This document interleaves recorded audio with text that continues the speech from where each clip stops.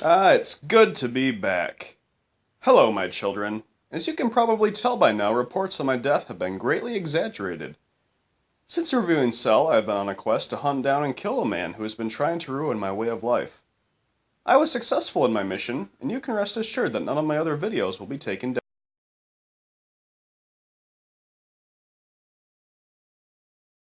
Before we start this review, though, I'd like to thank my good friend Jason for this fan art.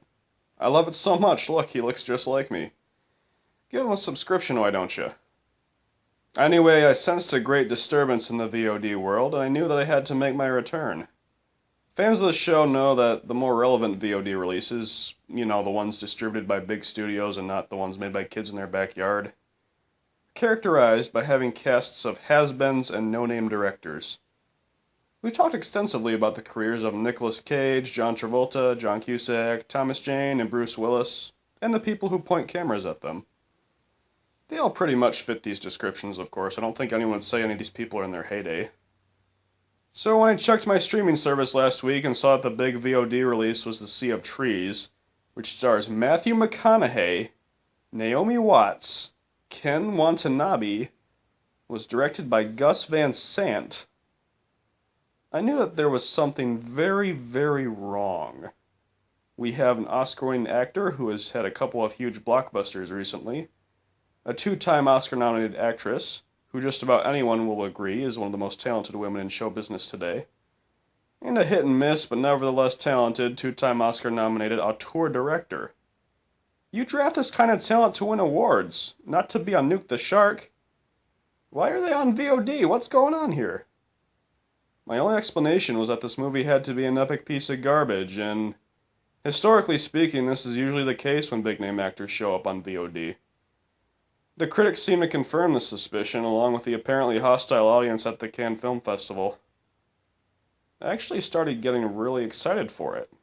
As a bad movie connoisseur who is frankly getting tired of all the generically bad stuff I've covered recently, I couldn't wait to see what was most likely going to be something awesomely, memorably terrible.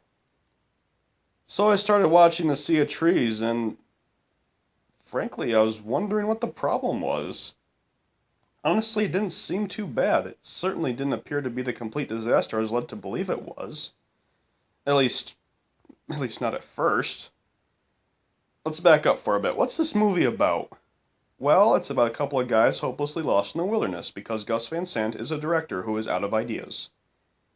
The setting is not a desert this time, though. It's Aokigahara, the Japanese suicide forest. It's been getting a lot of promotion this year. Guess they can expect a growth in tourist numbers. Although if I wanted to get more people to tour a suicide forest, I'd just show them Sausage Party. So McConaughey plays Lost Guy number 1 who wants to kill himself because he feels guilty about the terrible way he treated his deceased wife, played by Naomi Watts. He meets Lost Guy number 2, Ken Watanabe, who is bleeding out and needs to get out and find medical attention. McConaughey decides to postpone killing himself to help Watanabe get out. While he does this, will he find a reason to go on living? Or will Aokigahara claim another victim? Like I said, for a while this movie had me. The beginning in particular, which relied on some great visual storytelling to establish McConaughey's mission, was very well done. The flashback scenes with Naomi Watts are actually kind of heartbreaking, and the dynamic between McConaughey and Watanabe as they talked about death, love, and the supernatural is interesting to watch. I was all prepared to come out in this movie's defense and not only give it the official not that bad seal, but argue for it being underrated. But then the ending happened, and you could say the whole thing sunk faster than Steven Seagal on a frozen lake in March. Suddenly the 8% on Rotten Tomatoes and the canned booing made sense. Good lord, in a few years this one's going to pop up on all those worst movie endings ever that the Watch Mojos of the world do. I'm not giving it away in case you're morbidly curious, but it's straight out of the M. Night Shyamalan playbook. It's out of nowhere, it's completely ridiculous, and it's so sappy it makes me want to vomit. Van Sant didn't just drop the ball, he died of a heart attack mid-play. What a letdown. Overall, Sea of Trees is getting a 4 out of 10. Just too bad because it was looking to be quite a bit higher before the movie just committed suicide in the final 10 minutes. Too bad.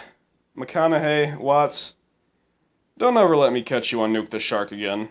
You both can do a whole lot better.